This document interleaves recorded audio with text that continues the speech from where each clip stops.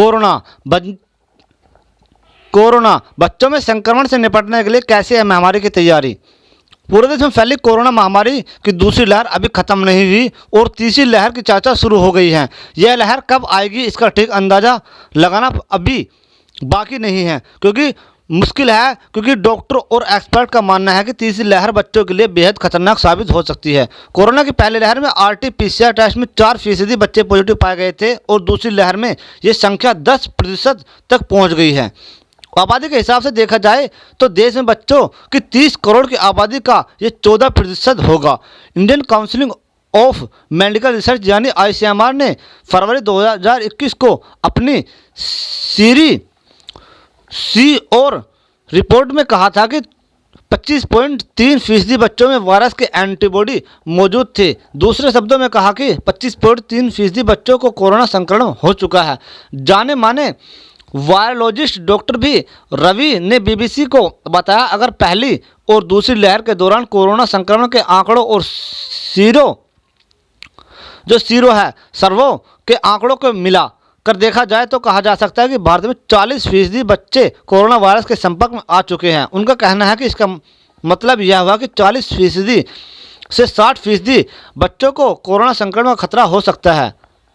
जो सर्वे में वो लोग शामिल नहीं होते जो RT-PCR टेस्ट में पॉजिटिव पाए गए थे।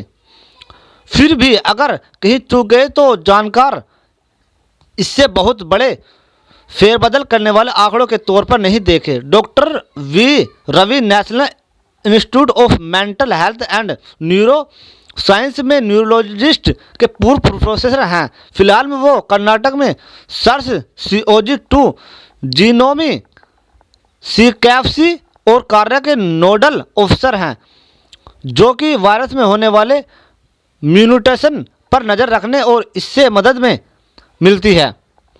अधिक घातक हो सकता है महामारी की तीसरी लहर, लेकिन एपिडेमियोलॉजिस्ट डॉक्टर रवि की इस बात से इत्तेफाक रखते हैं कि भारत को जल्द से जल्द कोरोना महामारी की तीसरी लहर की तैयारी करनी चाहिए, क्योंकि इस बात की कोई गारंटी नहीं है कि ये वायरस भविष्य में बच्चों को कैसे संक्रमित करेगा।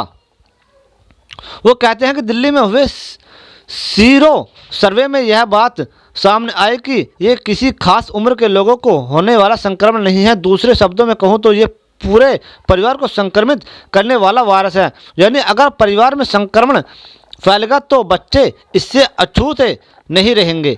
दिल्ली, चेन्नई और बेंगलोर के तीसरे जाने माने बाल रोग विशेषज्ञ डॉक्टर रवि और डॉक्टर मुलियल के नज़रिए से इत्तेफाक करते हुए कोरोना टेस्ट अब खुद कर सकेंगे। ICMR ने निर्देशक के साथ किट को मंजूरी दे दी है।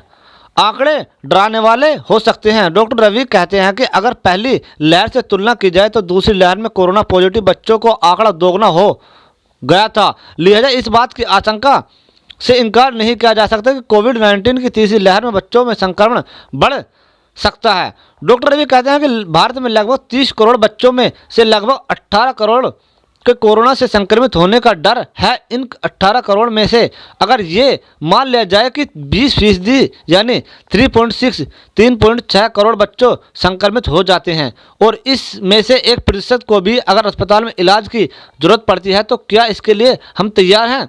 बाल रोग विशेषज्ञ भी मानते हैं कि ऐसे स्थिति के लिए तैयार ना की जाए तो काफ़ी नुकसान उठाना पड़ सकता है। वहीं डॉक्टर मुलियल कहते हैं कि हमारी तैयारी को आप हास्यास्पद कह सकते हैं। भारत में कोविड-19 के टीकों के बारे में हम क्या जानते हैं। बच्चों के लिए खास ICU की कमी।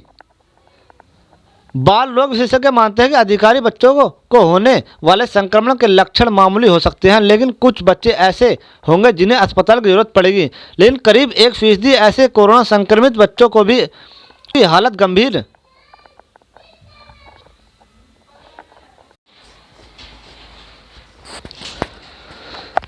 वायरस के लक्षण क्या हैं और कैसे कर सकते हैं बचाव, जो उसकी चुनौतियां हैं क्या हैं।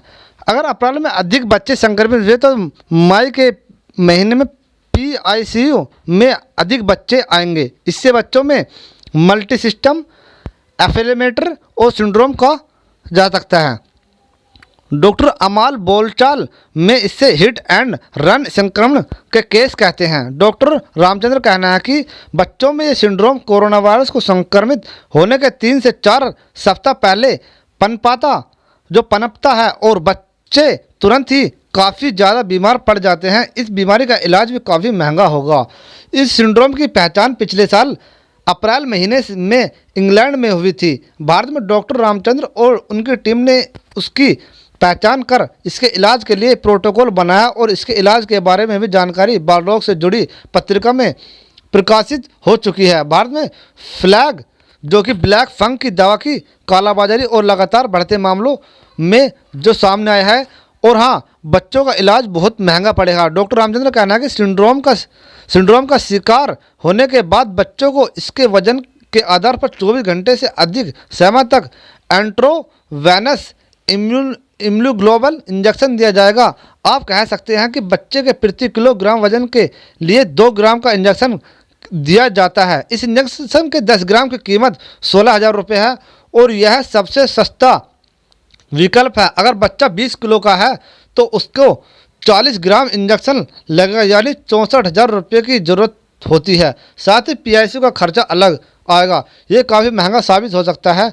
डॉक्टर बेनकप्पा कहते हैं कि PICU को लेकर आपको वेंटिलेटर, कन्फ्यूजन पंप और तमाम दूसरे तरह के उपकरणों की ज़रूरत पड़ेगी। इसकी लागत 10 से 15 लाख रुपए है। अगर कोई बच्चा PICU में है और वेंटिलेटर पर भी है तो इसका इलाज के लिए ज़रूरी मशीनों और डॉक्टर नर्सों की व्यवस्था करने में करीब 20 से 30 लाख रुपए खर्च होंगे। इसके अलावा PICU के स्टाफ की ट्रेनिंग भी आम ICU स्टाफ से अलग होती है। डॉक्टर धीरेन गुप्ता का कहना है कि बच्चों के इलाज के लिए प्रतिष्ठित नर्स वयस्कों के ICU में मरीजों की देखभाल कर सकते हैं, लेकिन बड़ों की देखभाल के लिए प्रशिक्षित नर्स ICU में जो PICU में काम नहीं कर सकती। वो कहते हैं कि अब चूँकि हमारे देश में PICU की बहुत कम है तो यहाँ काम करने वाले प्रशिक्षित स्टाफ की भी कमी है। हमें बुनियादी ढांचे पर अभी से कम करने की ज़रूरत है। वायरस का म्यूटेट होना सबसे बड़ा चुनौती है। डॉक्टर मानते हैं कि इन सबसे अलावा जो सबसे बड़ी चुनौती सामने आ सकती है वो है कोरोना वायरस लगातार म्यूटेट हो रहा है। तो डॉक्टर आप भी अपने बच्चों को सेफ रखें, घर से बाहर नहीं निकलने दें, किसी को छोड़ने नहीं दें। अगर आप बाहर काम करते हैं, आप बाहर नौकरी करते हैं तो आप आते ही गर्म पानी से नहाएं और जो कपड़े पहन कर उन कपड़ों को अलग उतार दें बिल्कुल। बच्चे को बाद में गोद में लें, क्योंकि जिससे बच्चों आप तो एक बार झेल सकते हैं लेकिन बच्चा नहीं झेल सकता। तो इसलिए सैनिटाइज़र रखें घर पे। बच्चा कोई बाहर से आए तो उसके हाथ वाथ धुलवाए, हाथ वाथ में सैनिटाइज़र करवाए, जब जाके बच्चे गोद में लें। बच्चों को सेफ रखें और घर पर रहें। तो दोस्तों आज की वीडियो में इतना ही। अगर वीडियो अच्छी लगे तो लाइक कीजिए और हाँ, चैनल को सब्सक्राइब करना न भूलें, क्योंकि हम डेली ताज़ा अपडेट लाते रहते हैं। आपको हमारे यहाँ पर सच्ची खबर मिलेगी, झूठ या फर्जी खबर नहीं मिलेगी।